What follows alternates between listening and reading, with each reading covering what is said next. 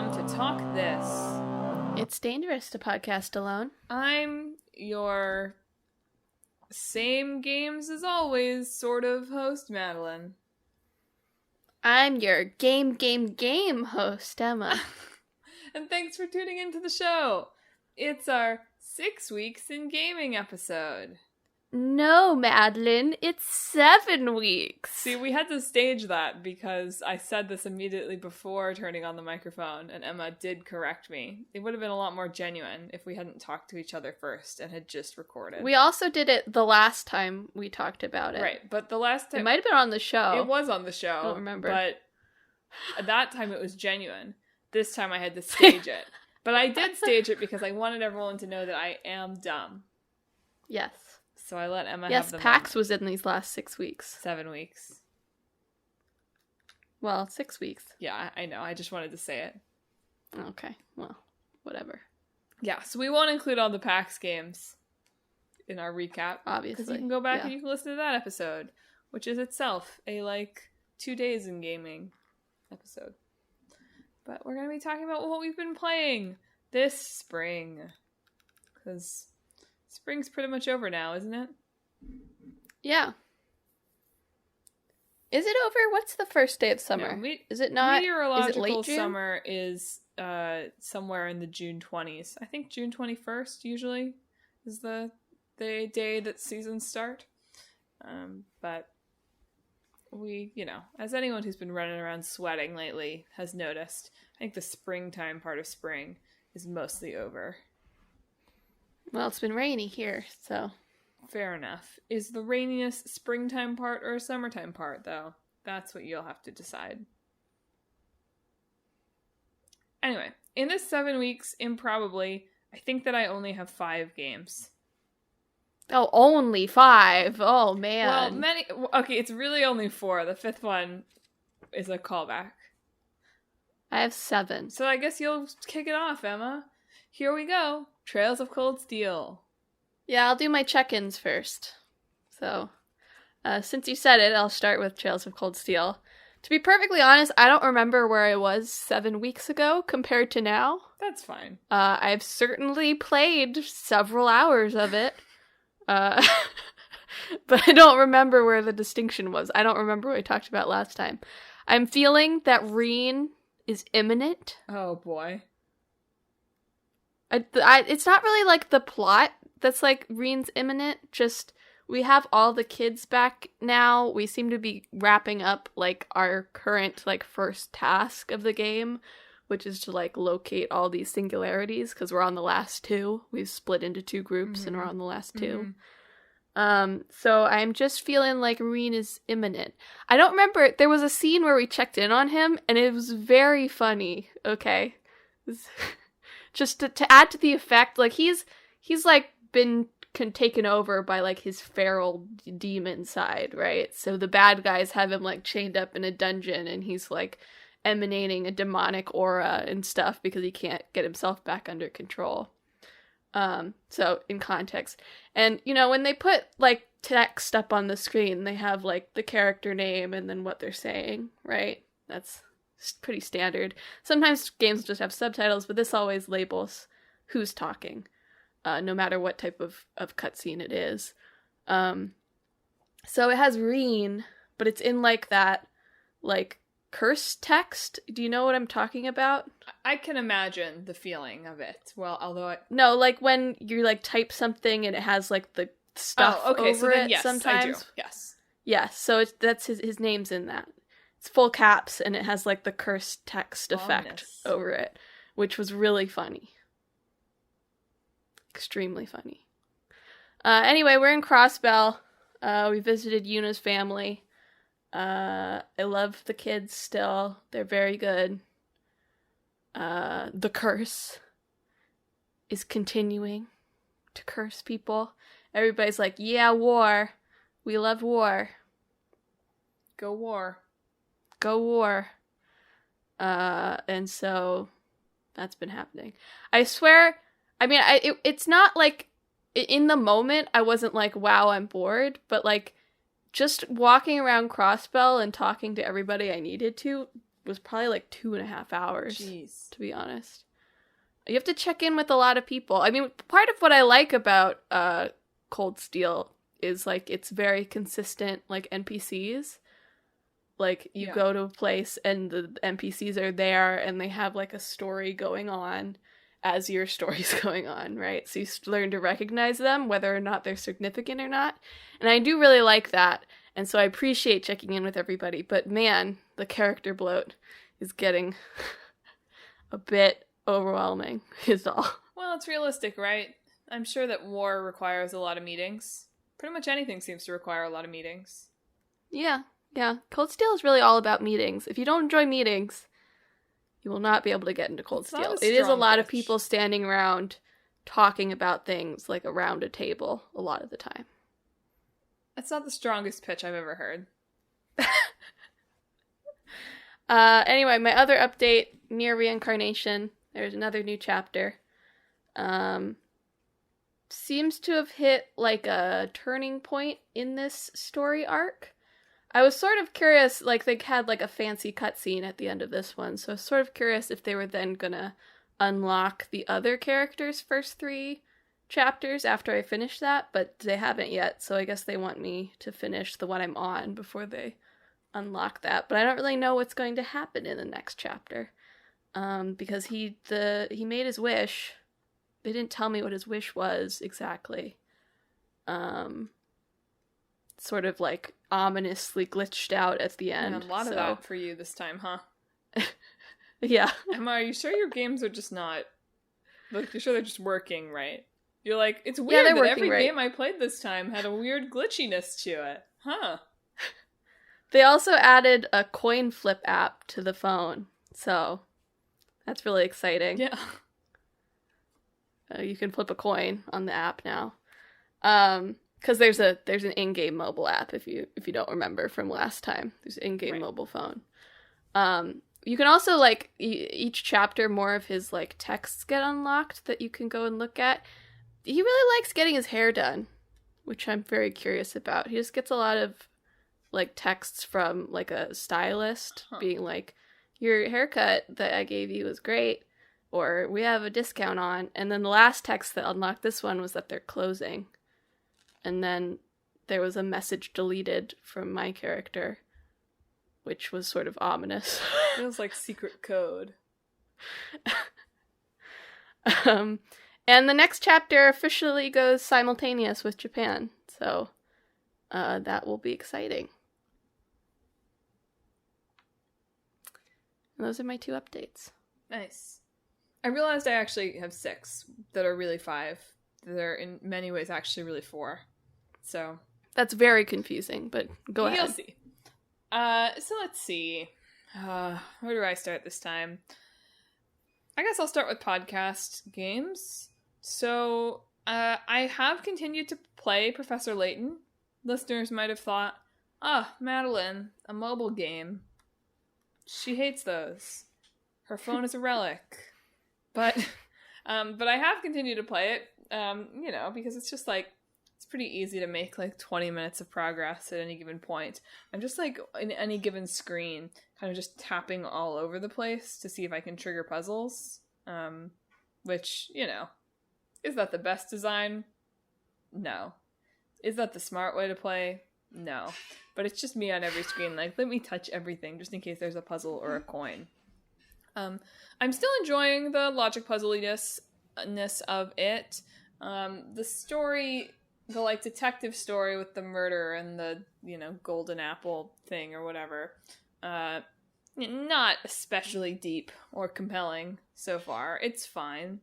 The detective really doesn't want me around, which is understandable. If I were a real detective, I wouldn't want a hobbyist like Professor Layton running around either. But then again, I probably also wouldn't be like, I hate you, and then I've got a puzzle for you to solve right afterwards.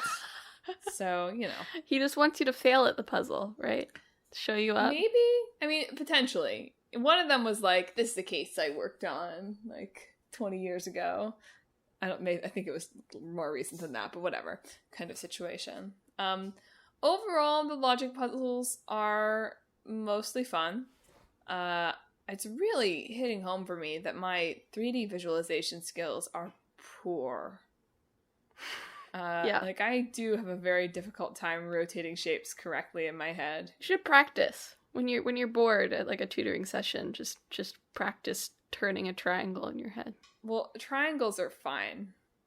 It's when they... A 3D triangle. Yeah. Did you say a 3D triangle? Yeah. Okay. A pyramid. Yeah, there we go. Not even. Maybe a triangular prism? Maybe a... Sure, maybe yeah, a that cone. too.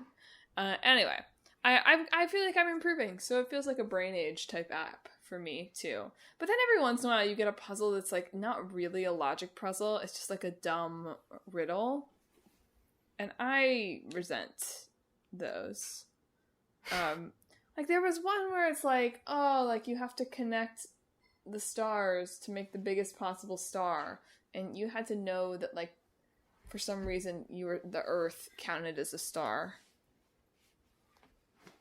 It's like, what? So I've become not ashamed of using some of the hint coins on some of the puzzles that are dumb, because it's just like I could sit here guessing at this forever, or you could give me a hint that will at least let me think about this in the right way. I also feel like, so I flew through a set of puzzles that were like chess related, right? There's this woman that just gives you over and over, like, you know, put the queens on the board to cover all the space, or that kind of thing, and not overlap with each other. Those I found really easy. I continue to find the, like, you have 3 buckets of varying sizes, and you need to use those to measure puzzles. I hate those. I am able to solve those, but not through any strategy, just through me being like, let's keep pouring. You know, I think I'm not that smart after all. Probably. But we're like, I think about halfway through the total number of puzzles in the game now. And, you know, we're still running around trying to figure out what happened. Saw a guy get kidnapped, but then he came back and didn't remember getting kidnapped. So the plot thickens. Another guy's dead. Decent detective stuff. Not sure if it's sold me enough yet that I will want to get a second game. But I will say it's convinced me as like, okay, this actually is a pretty good game for mobile, because it allows me to like really feel like I can play it in very short spurts, which is probably the best way to approach this game. So, a light recommend from me if you're looking for something to remind you both that you are very smart and that you are very dumb at the same time. Good. I finished Sable, which I talked a little bit about last time. First Xbox game. Wow. On Game Pass. And I think what it taught me is if Breath of the Wild were 1/8 the size, I would probably like it. Yeah, I find that way sometimes too. Because that's essentially what Sable is it's Breath of the Wild with no combat. That's like 1/8 of the size, map-wise. Yeah. And I found that very enjoyable, because I felt like I was like, could manage things, like I could find things and get places when I wanted to. Have you considered trying Breath of the Wild and just treating it as 8 separate games? I don't think that would work somehow. Just a thought. I don't know why. I don't think it would work. I think it would get inconvenient when a quest took me from one game to the other game. Or it would be deeply innovative. Who could say? Very meta. Anyway, I don't know if I really explained the story of Sable last time, but you're like going out on like your coming of age ceremony. Is you go out, you leave your tribe and go and explore the world, and collect badges for different like roles that you can have. And once you get 3 of those badges, you can get a mask made. And so when you return to your tribe, you are returning so that you can choose your mask. So as soon as you get your first mask, you can go back and finish the game if you want. But I got all the masks except for one, which is the one we have to do all the collectibles. I considered it for a while. I had like 20 left. I was like, I could hunt for them for a while, but then I did it for like 30 minutes and I was like, this is miserable. I'm just No Korok seeds for Emma. When all you have left is collectible hunting, I just can't do it. Like, if I see them along the way, great, but Yeah. I can't just collectible hunt. I can't do it. So, like, you'd get stuff like the Machinist mask if you want to work with machines, or the Guard mask if you want to go work as a guard for some reason, or the Climber mask if you want to take on, like, climbing areas, or, like, there's other ones, too. Or there's a couple of, like, special masks that you can find as well, which I ended up picking one of those, for my life trajectory, because of course I did, because of course you have to go with one of the special masks. You can't be a normal person. Of course not. You don't want a normie mask. Yeah. It definitely had some frame rate issues. It didn't really, and the camera could be a little bit nauseating sometimes, depending on what you're doing. I was very sensitive to that, though, so... Well, I actually really... Well, the camera was the way it was, but I really only noticed, like, or was bothered by frame rate stuff when I actually made my bike fast, and the game couldn't keep up with it. So I have to take all these parts off my bike so that it goes slow again, so that the game can handle it. But if you want just like a chill, if you like Breath of the Wild, or you're intimidated by the size of Breath of the Wild, but think it sounds like a neat concept, Sable could be a good place for you to start and hang out in, because it is very cool. I like it quite a bit. Well, speaking of open world type games, as everyone heard on last week's podcast, I've started playing Pokemon Legends Arceus. Arceus. That's the French pronunciation. That wouldn't even really be right, would it? Anyway, started playing that. Have played a fair bit over the course of the past week since starting. Because again, it's another game that's easy to just sort of like jump in. As matters a lot to me in games, apparently. You feel like you accomplish something every time. The professor says, good work, every time he wanders into the frame and is like, what's up to, kid? The story isn't really anything to write home about. I mean, it's a Pokemon game, right?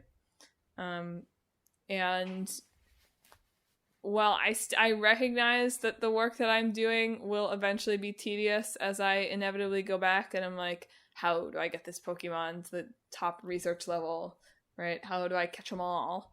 But still having fun, even if there are some Pokemon that I wish would die. Wow.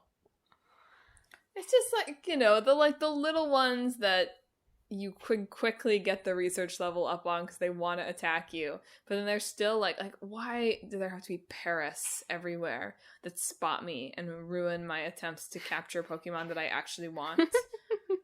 What are the little, I can't even remember what their names are. They're in like the bog. They're these little like fighting poison dudes that are like constantly showering poison spit at me and charging me. It's like, please stop. You just have to catch all of them first. Yeah, I guess. Or battle all of them. Anyway, it's just like, I'm already getting the sense of like, I wish I could turn off Pokemon appearing that I don't want. Or that I've already maxed I feel out. like that's a bit... I know. I know it's not a reasonable thing to want.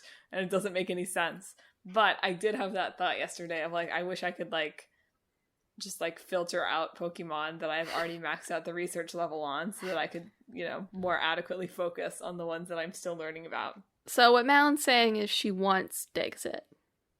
Yes. I want the Pokédex to be deleted as you finish it. Basically. But, still having a fun time with it. I've been told that I'm, good at catching Pokemon, or so Clickbait Boyfriend says. I do have to share this embarrassing Clickbait Boyfriend anecdote, along the lines of, if you're a longtime listener, his Nier Automata experience. Which is so, Pokemon, the new Pokemon game has all these side quests. Did he not know this game had side quests? No, he knew this game had side quests. Okay. We won't go that far. It's pretty hard to miss the side quests in this game. They're, you could definitely miss some of them. They are just dots on a map, and we all know about how he feels about just dots on a map that aren't necessarily explained. But that's not it. So one of the very early side quests that I feel like got written about in a lot of the reviews, so I don't feel like this is too much of a spoiler, is there's a guard by, like, the Poke Palace. It's not a palace, but whatever, HQ, who wants you to get him a Wurmple, because he wants to evolve it into a Beautifly, right? And so I got him a Wurmple, and, every time I walked in and out of the building, I talked to the guard, just in case he had something new to say. And lo and behold, eventually he did have something new to say. His Wurmple evolved. I won't spoil anything else to that, but his Wurmple evolves. I mean, if you know Pokemon, you know what Wurmple evolves into. Well, Wurmple evolves into two things. Not to spoil the storyline too much here. No, it's a different thing that evolves into Butterfree, isn't it? Yes, but Wurmple... I can't believe you're like, everyone knows what Wurmple evolves into, and I have to be like, I'm sorry, Emma. But Wurmple, so you're right, the Caterpie evolves into Metapod, evolves into Butterfree. Yeah. And in Gen 1, we have Weedle, who evolves into Kakuna, who evolves into Beedrill. Yeah. In Wurmple, which I think is a Gen 3 Pokemon, Wurmple has two evolution paths. Wurmple can evolve into a Silcoon or a Cascoon, which then evolve into different, Beautifly and Dustox. Don't look at me like I don't know what I'm talking about. I've watched this happen with my own eyes. Okay.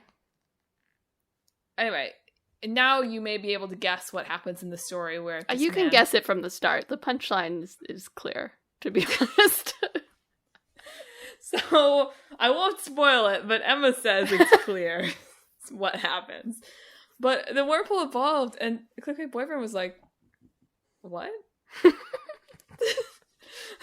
And granted, he is like, I am a 4-star member right now. He is an 8-star member of the Galaxy Core, so he is much further along in the game than me. And I was like, yeah, it evolves. He's like, what? It was like, and I was like, do you ever, like, talk to the people in the village? He was like, no, that's boring.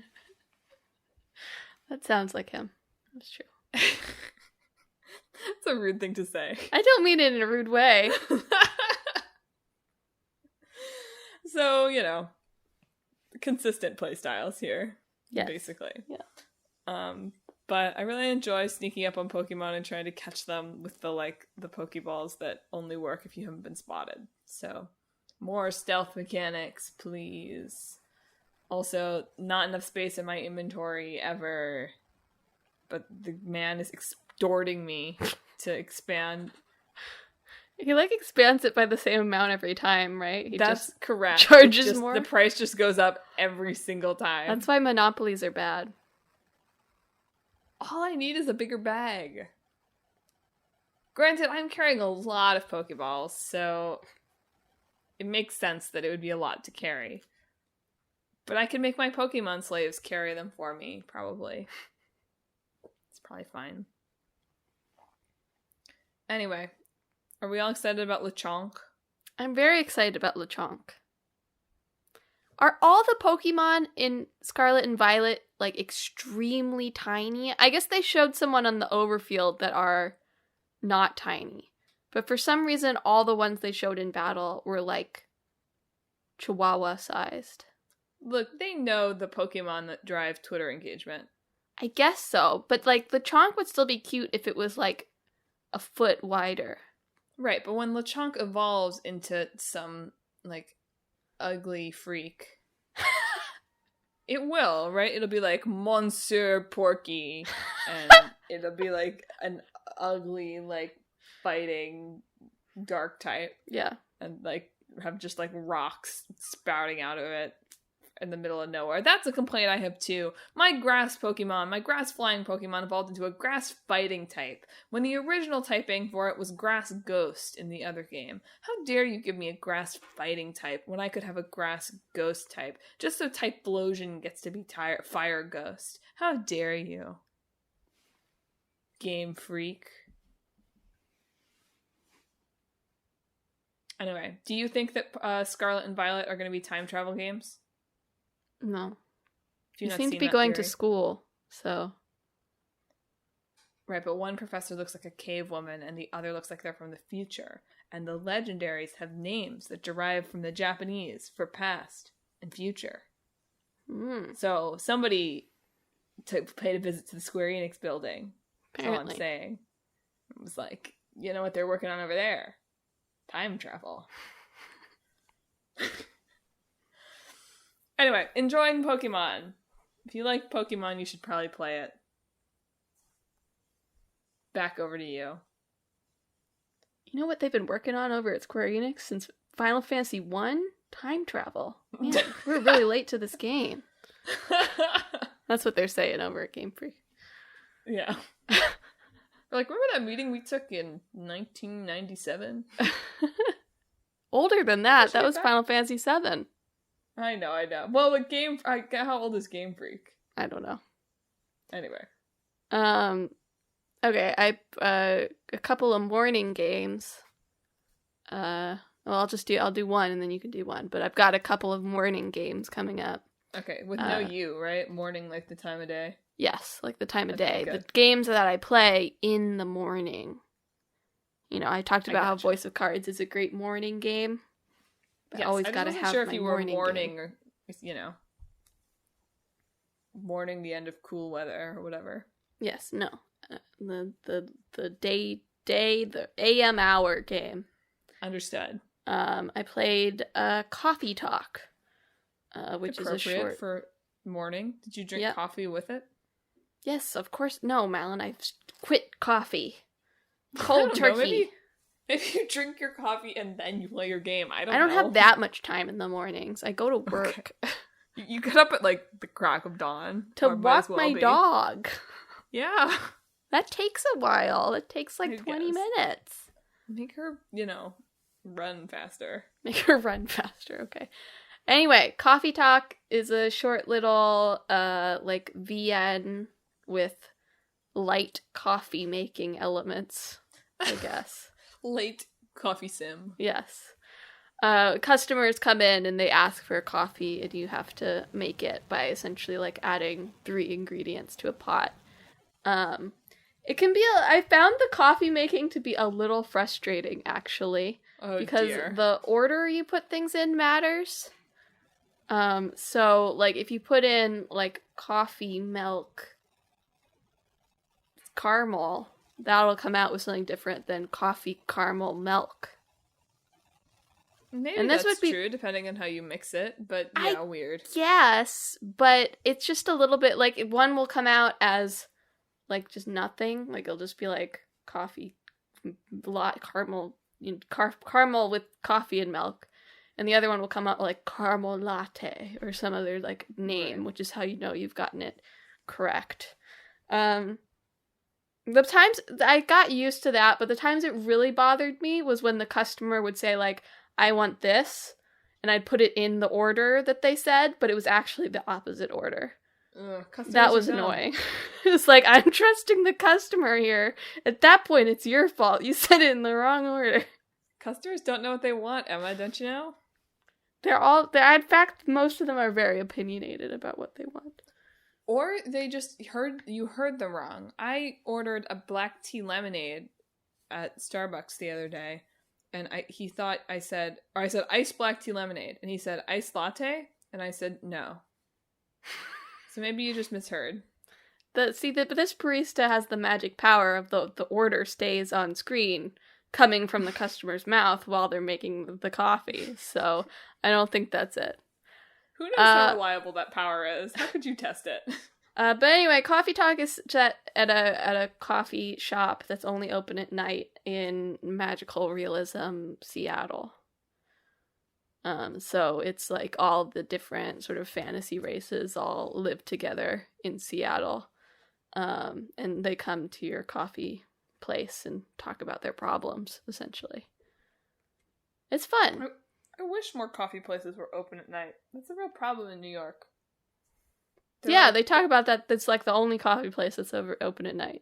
because really the barista thinks someone needs it. So I miss the energy of the Miami coffee and tea places that I would frequent in college that were open until like 10 p.m. I need more of that. Now that like I guess I can like return to coffee shops maybe. Need more of that in my life. Yeah. Anyway, I enjoyed it. I felt like some of the storylines felt a little bit truncated in the end, like they just sort of ended.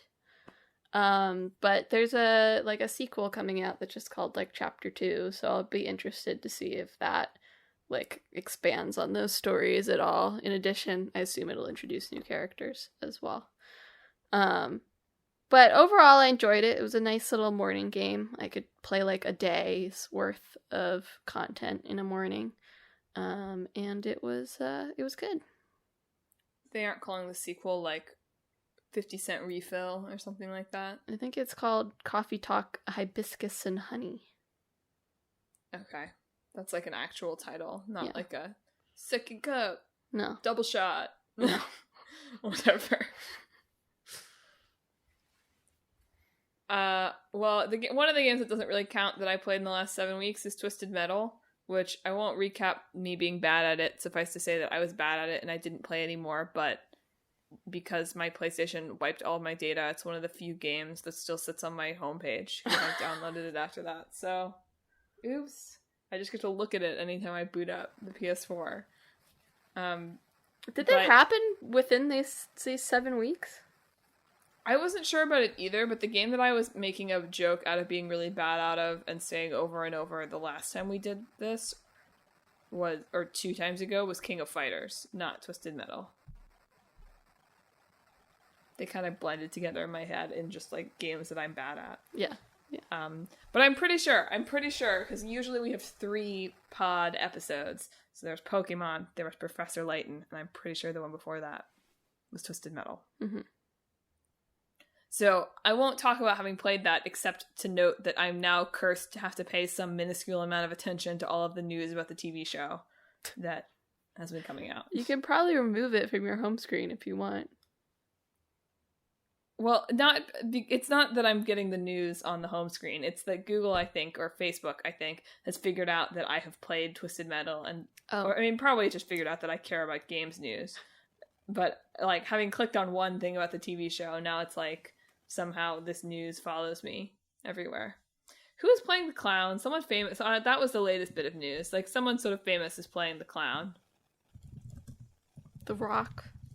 It's not The Rock. I was thinking about that too. It's Will Arnett. It's not The Rock. Interesting.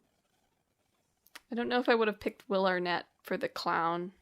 Well, he's voicing the clown. It's not clear to me if he is the physical embodiment. In fact, he is not. There is an actor who is physically embodying the clown, and Will Arnett is voicing the clown. Very weird still to me, to be honest. Yeah. I guess we'll see. They also refer to 2 characters who have been cast to recur in this Deadline article as the Rosencrantz and Guildenstern of this world. That's Rosencrantz and Guildenstern from Shakespeare's Hamlet, who also star in Rosencrantz and Guildenstern Are Dead, another famous play by Tom Stoppard. That one's like meta, right? Yes, but that's a lot to refer to characters in a Twisted Metal show as like Shakespeare characters. Yeah. They do it twice. I'm sure they just mean like their role of it. Yeah. Anyway, I hope Anthony Mackie is having a good time. Me too. But yeah, I just wanted to bring that up because it's like, oh, I'm now cursed to like have to be like, that's weird every time I see any news about this Twisted Metal TV show. Good update. Yeah. Anyway, also, in like other pieces of news that should worry you, for me, Civilization continued to be part of the gaming rotation. That's worrying. 7 weeks. What? That is worrying. Yeah. Well, I think it's... you didn't mention this as being a comfort game, did you? Or a cozy game for me, whenever that was. Or did you? I might have. A comfort game. Yeah. But it's alarming that it is becoming a game that I return to in times of stress. Because it's probably the worst possible game to be playing in times of stress, but it does allow you to just lose a day. Yeah, that's what you do when you're stressed. Which was indeed sort of valuable in this past week in particular. Yeah. So I did beat Clickbait Boyfriend in our first co-op game. I did manage to avoid playing Civilization on my cross-country plane trips that happened in this past 7 weeks. Wow. If only because I was so stressed that I could not allow myself to play Civilization. So it's that tension at all times. But we do have another co-op game going now. Who will win? Who can say? Clickbait Boyfriend started a war against me because I founded a city near him and then lived to regret it. Good. Really, he started a war because I was trying to convert his cities to Confucianism. And he didn't. He started a war over that and then lived to regret it. Good. Yeah. So, that's the updates. I'm going to try to not have Civilization be part of the Summer Games update, but who can say, really? Who can say? Back to you. Alright, my other morning game that I finished. Citizen Sleeper. Which is That's new, right? Yes, it's new. It's a tabletop style game where you play as a sleeper in a sort of futuristic space society. And what a sleeper is so if you got into like terrible debt, right, and had like years and years that you had to work off that debt in front of you, you can go into this program where they put your body to sleep and make a copy of your consciousness into a robotic body that then does that work for you. And then once that robotic body is done, they'll wake up your real body and dispose of the copy of your consciousness so that you don't have to deal with it. Wow, yeah, great like casual morning game, yeah. Yeah. Really light. So anyway, you're a sleeper who's run away from your work. You stowed away in like a cargo vessel and end up on this place called the Ring. It's a ring where people live in space. And you basically, the person who finds you, like gives you like an empty container to live in. And you can come and work at his like scrapyard a little bit. But basically you have to eke out enough you have a food meter, so you can go between starving and not starving, basically. And you have a condition meter, which is your like corporate owned body runs on this thing called stabilizer. So you have to give yourself stabilizer every once in a while, or else your body breaks down, essentially. And when you're starving, your condition goes back faster. So the food meter is like a conditional on your condition meter. And so to do that, of course, you have to make money so that you can buy the stuff that you need.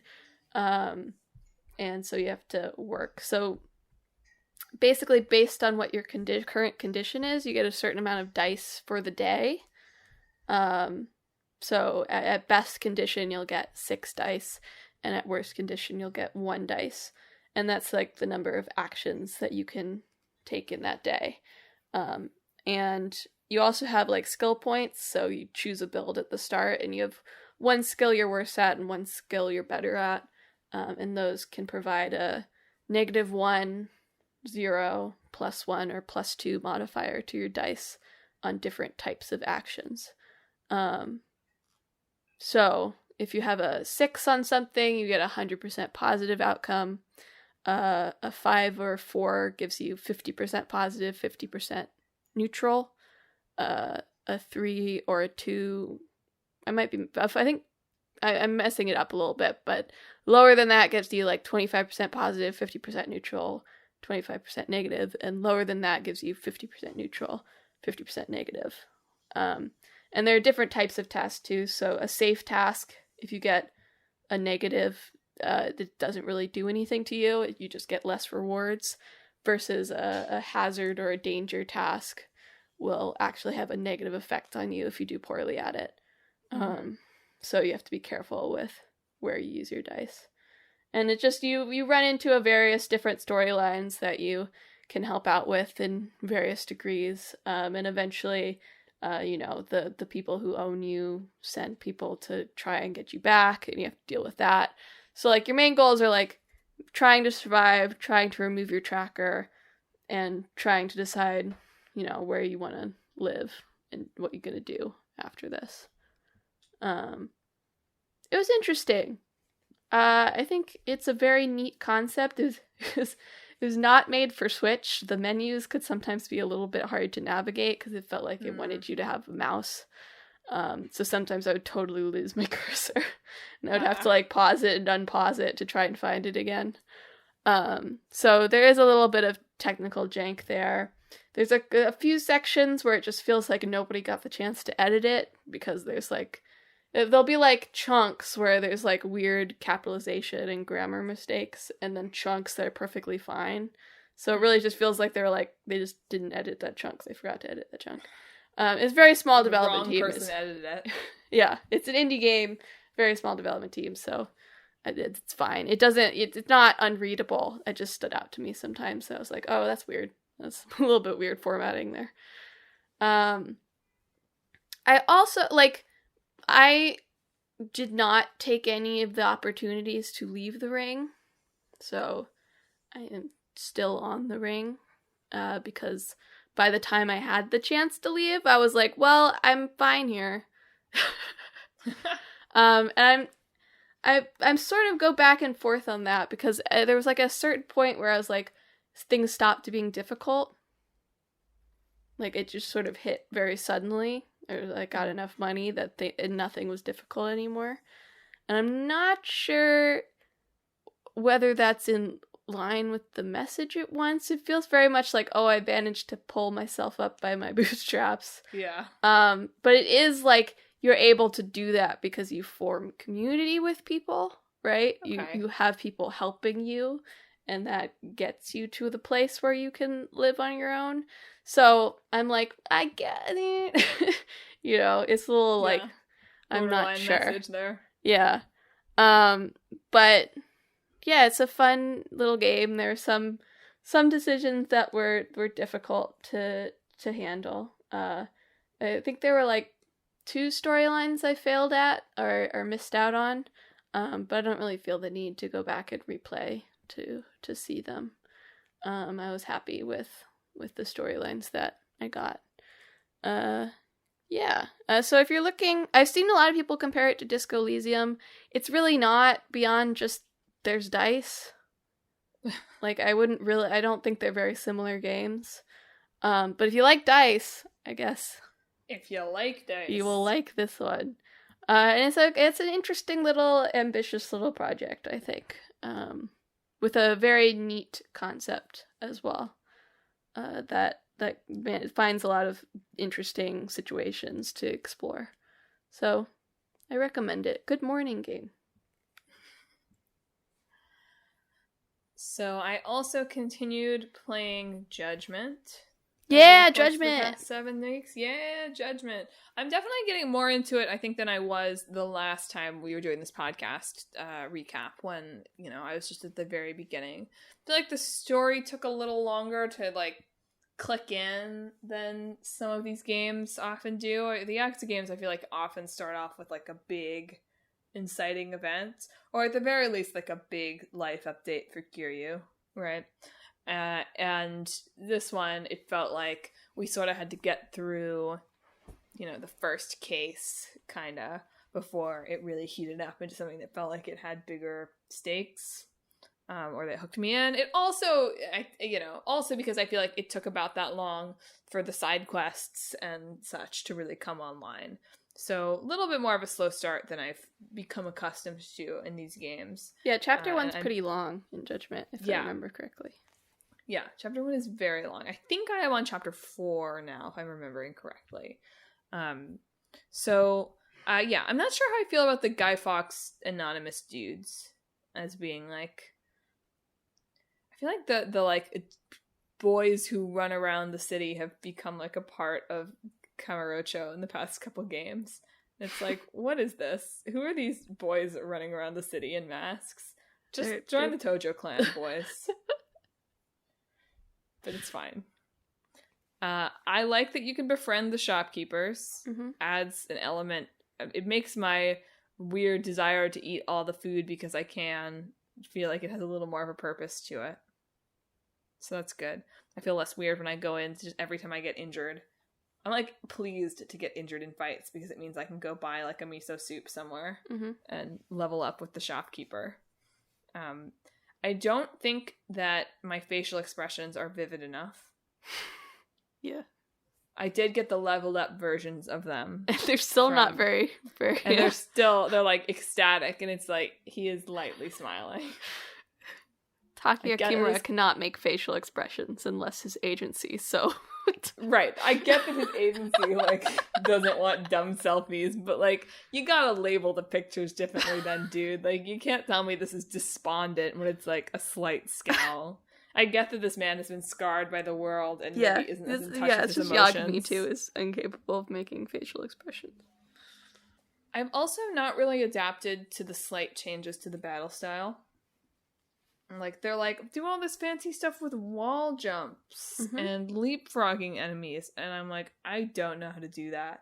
So I will spend skill points leveling those up on the off chance that I accidentally do it, I guess. Oh, but man. I loved running into walls, just letting things happen. I'm so bad at it. I think it's fun, but I don't think I've hit a single enemy successfully on a wall jump.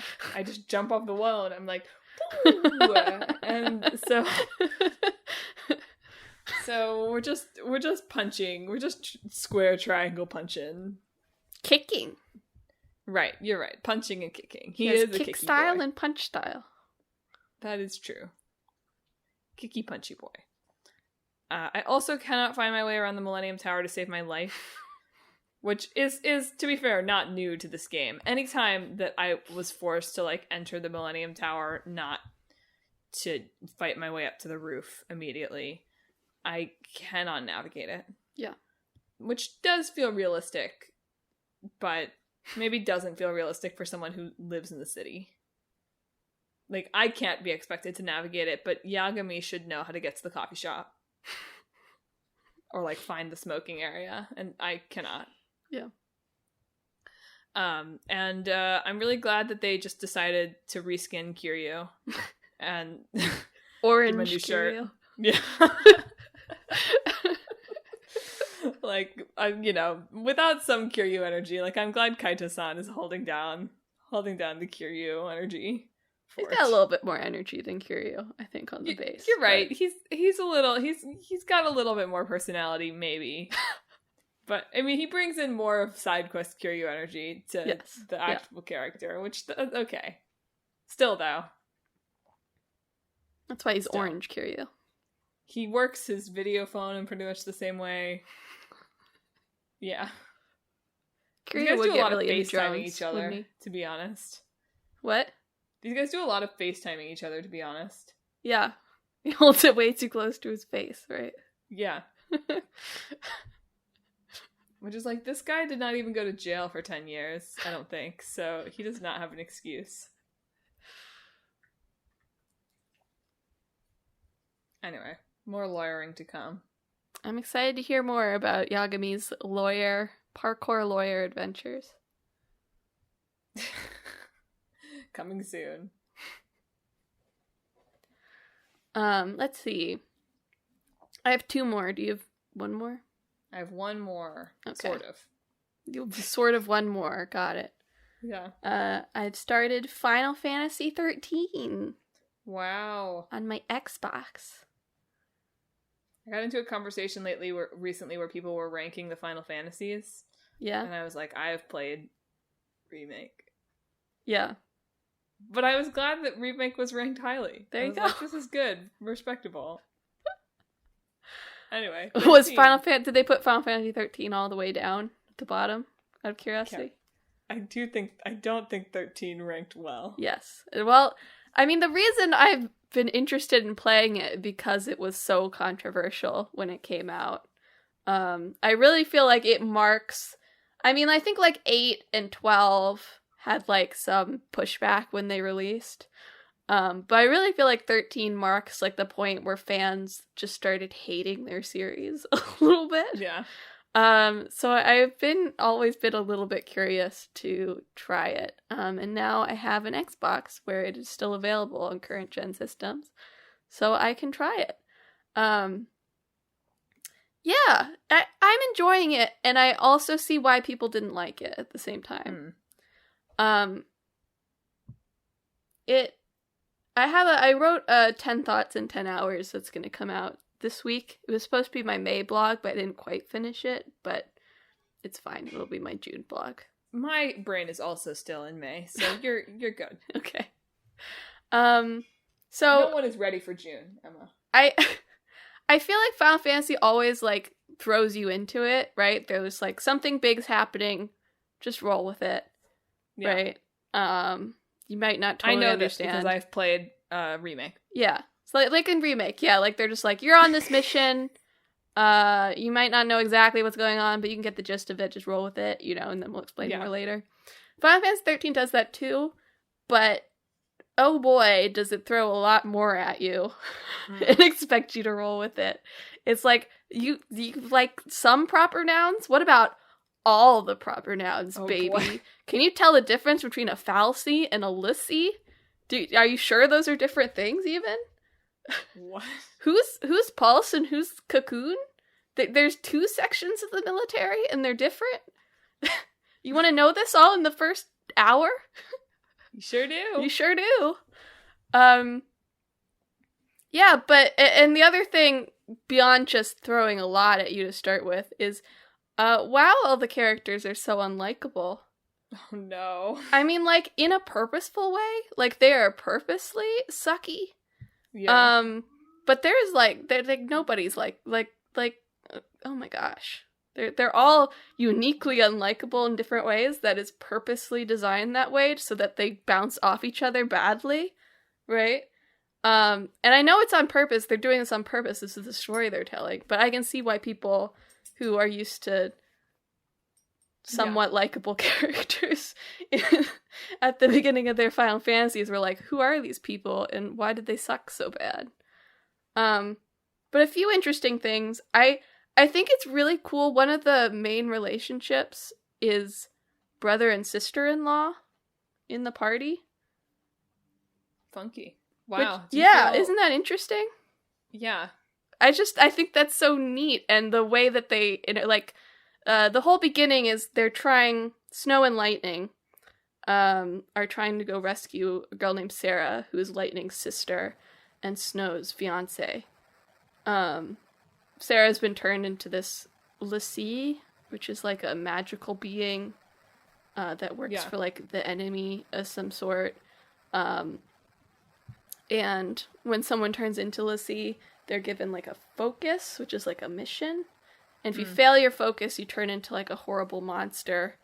And if you succeed in your focus, you turn into Crystal and are given like eternal life and sleep through Crystal. So both bad.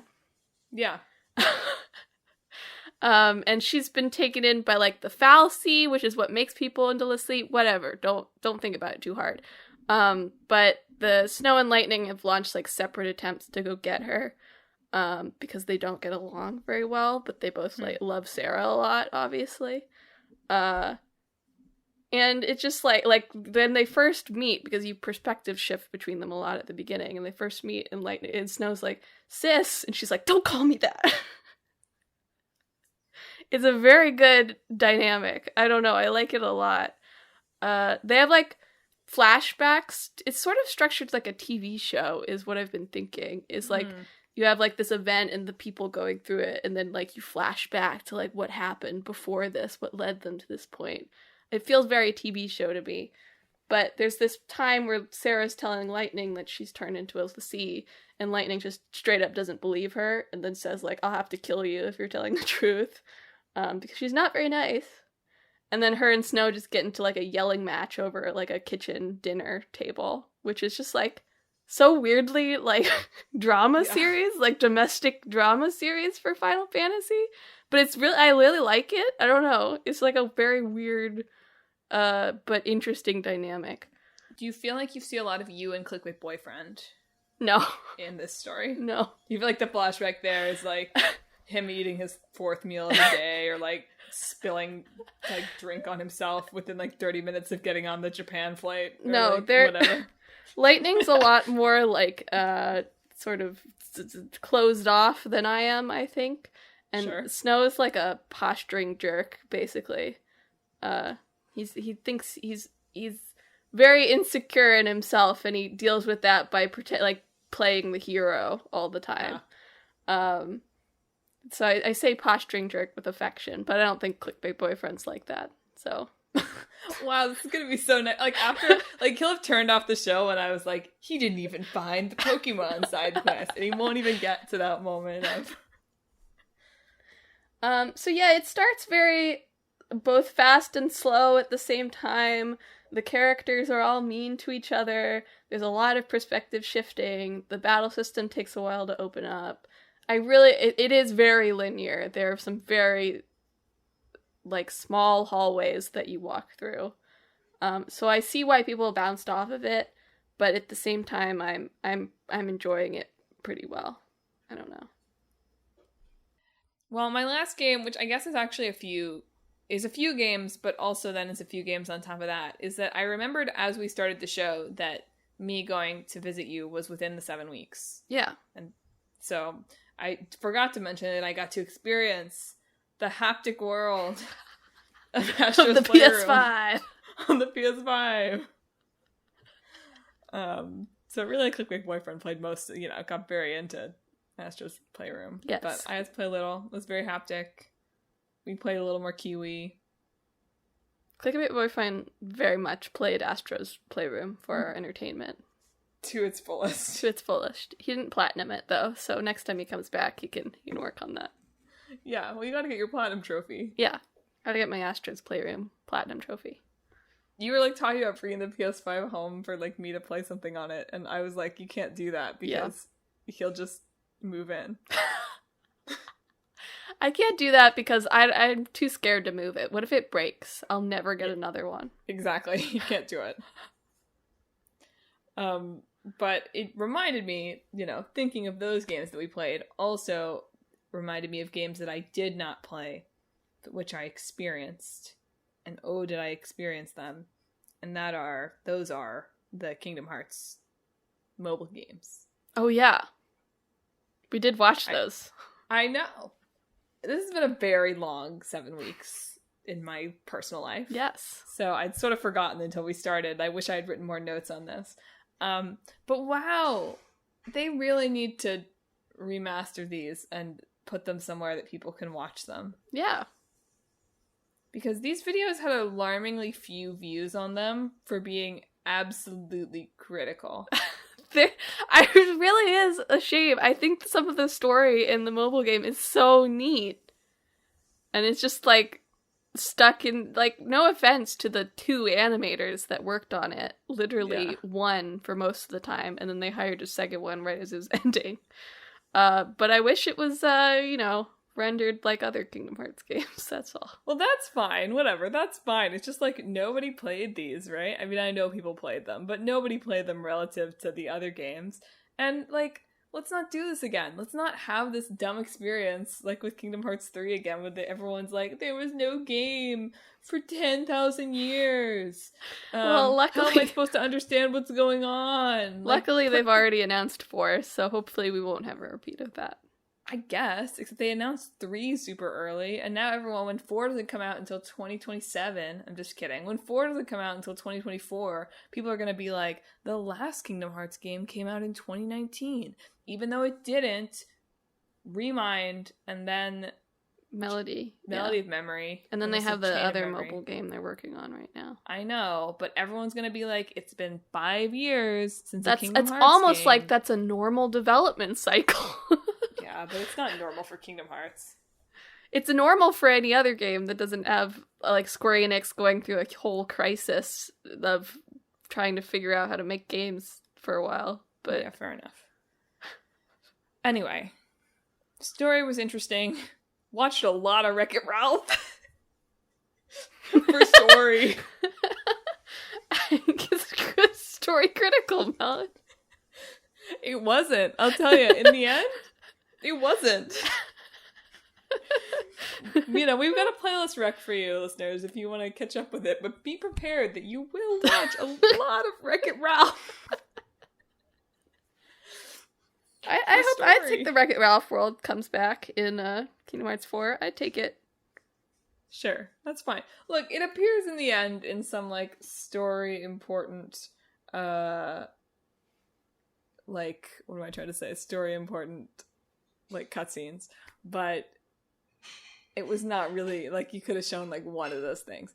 Anyway, interesting stuff going on here. We're deep into the conspiracy theories. I'm a little upset that, like, I would like another side game that's not on mobile. Maybe Dark Road isn't... I'm finding it hard to believe that Dark Road is going to be that important moving forward. I know I sound like an absolute fool saying that out loud, but I thought we had wrapped up. I thought the whole point of this is that the Xehanort saga is over, and so... Yeah, I think some of the story events might not be relevant, but you can see that they're getting more interested in, like, Norse stuff over there, right, where they're all named after Norse gods, which seems to be coming up in the main series now, so... I don't know. God of War. Who can say, really? But I wish that they would release another, like, Lil game in the meantime, just so I have some more to feed. I think they still might. Kingdom Hearts 4 is out, a long way out. There's a lot of Kingdom Hearts development teams, so they still might. Yeah. All right. Fingers crossed. Back to you. That was my last update. Kingdom my last game. The eShop for the 3DS is slowly closing.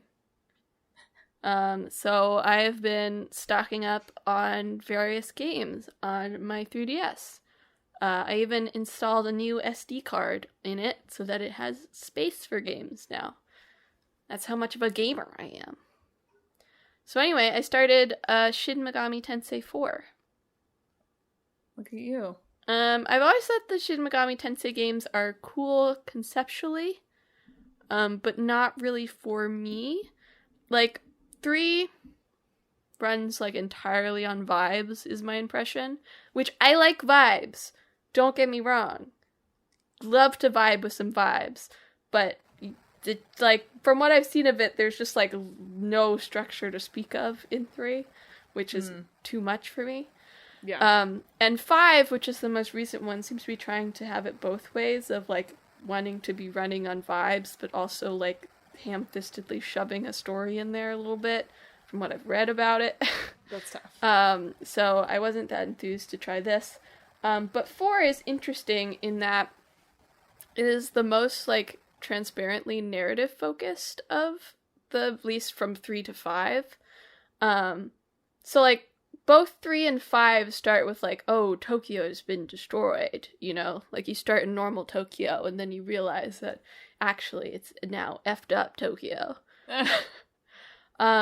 Whereas in 4, you start in this place called the Eastern Kingdom of Mikado, where you are auditioning to be a samurai, which they say with very good Japanese pronunciation, even in the English dub. It's very disorienting at first. It's like samurai.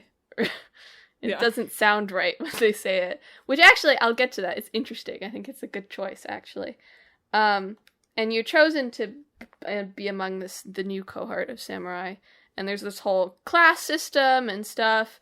And you're introduced to, like, your friends.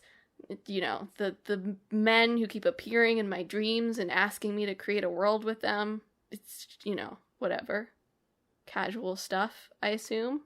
Mm-hmm. And you're tasked with going into this dungeon place and defeating demons. And it's only very slowly that you realize that this Eastern Kingdom of Mikado is mysteriously built on top of Tokyo.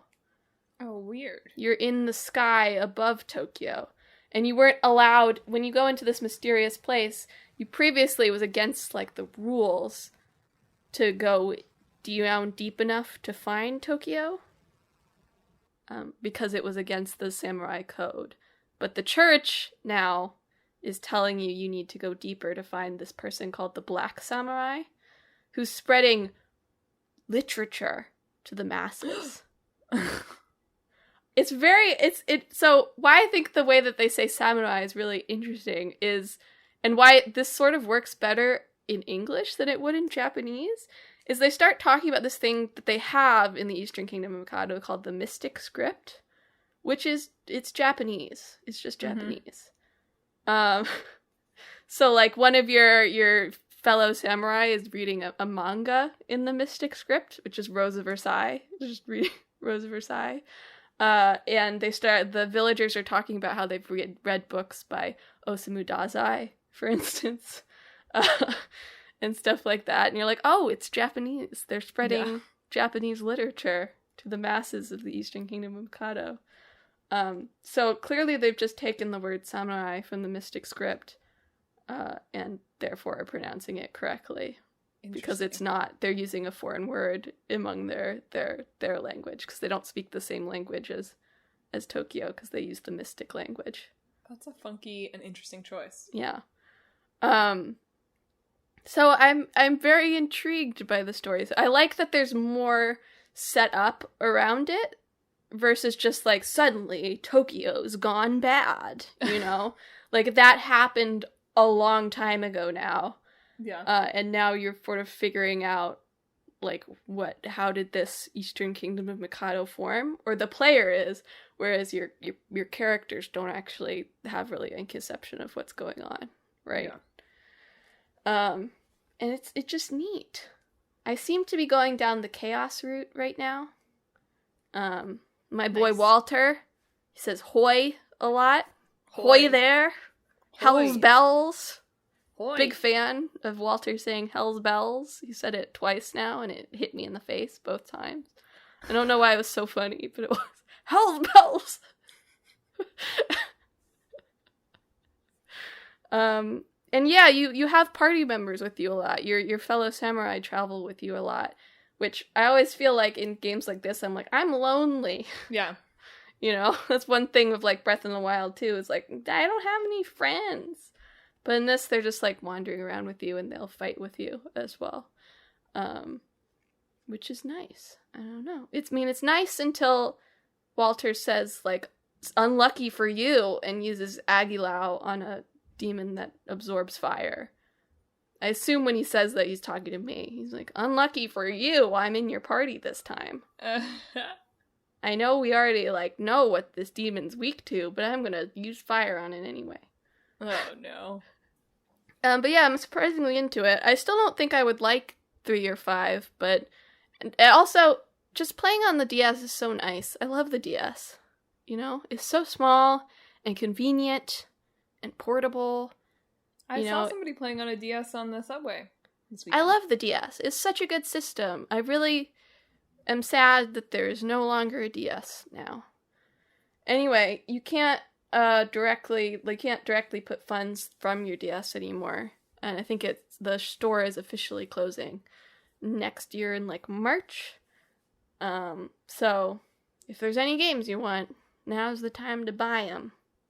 Atlas has been putting its games on sale on the 3DS pretty frequently recently, so I got SME4 for like $8, which is good. Well, now's also the time to say thanks for listening to another episode of Talk This. It's dangerous to podcast alone. It's also a good moment, if you liked the show and want to keep up with us, to follow us on social media. We are on Facebook, Twitter, Instagram, and YouTube at Talk This Podcast. You can also visit our website, www.talkthispodcast.com, where you can learn all about the show, check out the games that are in the hat for our main editions, and read our blog featuring Emma's upcoming 10 Thoughts in 10 Hours, plus long-running series Clickbait Boyfriend and Split Screen. But perhaps most importantly, if you enjoy the show, why don't you subscribe? We're on Apple Podcasts, Google Podcasts, Stitcher, TuneIn, Spotify, Pandora Podcasts, online and on the app, Overcast, Pocket Cast, anywhere that you can find podcasts, wherever you found the podcast today, you can find and subscribe to Talk This. Next week, it's back to the main editions. Yes, Sebastian and Sifu. So should be a grand old time. And then 2 weeks from now, it'll be my turn for some kind of side quest topic that we'll find out probably a couple days before that. So look forward. Do you want to sign us off? That's it for this week's show. Listeners, I hope that this week you only see intentionally ominous glitches and your world is the size that you feel like you can handle.